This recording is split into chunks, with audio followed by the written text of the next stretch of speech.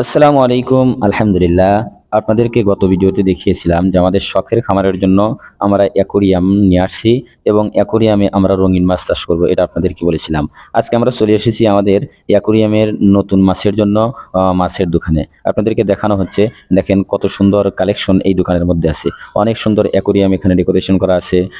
তারপরে অনেকগুলো মাছ আছে এখানে আপনারা দেখতে পাবেন। এখন আপনারা স্ক্রিনে দেখতে পাচ্ছেন, এটি হচ্ছে ফাইটার মাছ। এই মাছগুলো দেখতে খুব সুন্দর হয়, একেবারে ছোট ছোট দেখতে, কিন্তু এদের অনেকগুলো পাখনা থাকার কারণে দেখতে খুবই সুন্দর দেখা যায়। এরা যখন অল্প পানির মধ্যে এদেরকে রাখা হয় দেখতে খুব সুন্দর লাগে। দেখেন কয়েকটি কালারের এখানে ফাইটার মাছ আপনারা দেখতে পাচ্ছেন। আমার কাছে সব থেকে এই মাছটি ভালো লেগেছে। এবং আপনারা এখন স্ক্রিনে দেখতে পাচ্ছেন আমরা যেখানে মাছ আনার জন্য গিয়েছিলাম যে দোকানে, সেই দোকানে অনেক মাছ কিন্তু আছে। আপনারা দেখতে পাচ্ছেন স্ক্রিনের মধ্যে, দেখতে পাচ্ছেন অনেকগুলো মাছ। যদিও আমি এই মাছগুলোর নাম জানি না, কিন্তু মাছগুলো দেখতে খুব সুন্দর। এই মাছগুলোর মধ্য থেকেই কিন্তু আমাদের শখের খামারের যে অ্যাকোরিয়াম আছে সেই অ্যাকোরিয়ামের জন্য মাছ নিয়ে আসবো, যার কারণে আপনাদেরকে দেখানোর চেষ্টা করছি এই দোকানে কি কি মাছ আছে। এই মাছগুলোর নামও আমি জানি না, কিন্তু মাছগুলো দেখতে অসাধারণ। পানির মধ্যে যদিও খুব ভালো দেখা যাচ্ছে না ক্যামেরায়, ঘোলা ঘোলা দেখা যাচ্ছে, কিন্তু বাস্তবে দেখতে খুবই সুন্দর। আপনারা স্ক্রিনে দেখতে পাচ্ছেন এখানে অনেক প্রজাতির মাছ আছে, ছোট বড় বিভিন্ন কালারের অনেক মাছ এখানে আছে। কিন্তু আমরা যেখানে এই মাছ আনতে গিয়েছিলাম, এই যে মাছগুলো দেখতে পাচ্ছেন এখানে ব্ল্যাক মলি আছে, তারপরে আরো অনেক মাছ আছে যে মাছগুলোর নাম কিন্তু আমি জানি না।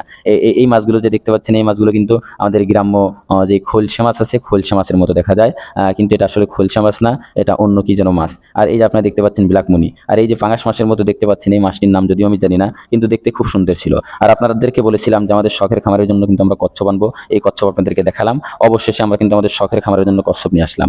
আর এই মুহূর্তে আপনারা দেখতে পাচ্ছেন স্ক্রিনে আমাদের কচ্ছপ দোকান থেকে নিয়ে আসার পর আমাদের বাড়িতে যে সেটআপ আমরা তৈরি করেছিলাম, সেখানে কিন্তু কচ্ছপকে আমরা পানির মধ্যে রেখে দিয়েছি।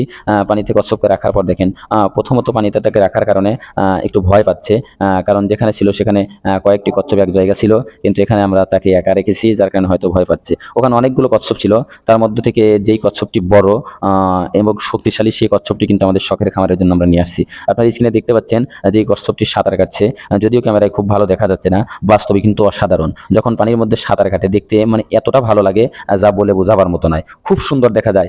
পানির মধ্যে এটা কিন্তু ফ্লাই করে, অর্থাৎ আকাশে আমরা যেরকম পাখি ওরা দেখি, ঠিক তেমনিভাবে এই কচ্ছপটা কিন্তু পানির মধ্যে এরকম তার যে ডানা দেখতে পাচ্ছেন, সেই ডানা দিয়ে কিন্তু খুব সুন্দরভাবে পানির মধ্যে সাঁতরাইতে পারে। এবং এই দৃশ্যটা দেখতে খুবই সুন্দর দেখা যায়। যদি আপনারা এটা বাস্তবে না দেখেন, ফোনে না দেখলে কিন্তু আপনারা বুঝতে পারবেন না। যদি বাস্তবে দেখেন তাহলে বুঝতে পারবেন যে আসলে কতটা সুন্দর দেখা যায়। যেহেতু আমরা এই কচ্ছপটাকে আমাদের এই শখের খামারের অ্যাকোরিয়ামের মধ্যে নতুন মাত্র রেখেছি, যার কারণে সে কিন্তু একটু নার্ভাস ফিল করছে, ভয় পাচ্ছে। তবে আমরা আশাবাদী যে কিছুদিন এখানে থাকলেই সে কিন্তু খুব সুন্দর এই অ্যাকোরিয়ামের সাথে সেটেল হয়ে যাবে, তখন কিন্তু খুব সুন্দরভাবে নড়াচড়া করবে। আপনারা দেখতে পাচ্ছেন স্বচ্ছ পানির মধ্যে আমরা রেখেছি, দেখতে খুবই সুন্দর দেখা যাচ্ছে। আজকের মতো আমরা এখানেই বিদায় নিচ্ছি। দেখা হবে অন্য কোনো ভিডিওতে। আপনারা সকলে আমাদের শখের খামারের জন্য দোয়া করবেন। আসসালামু আলাইকুম ওয়া রাহমাতুল্লাহ।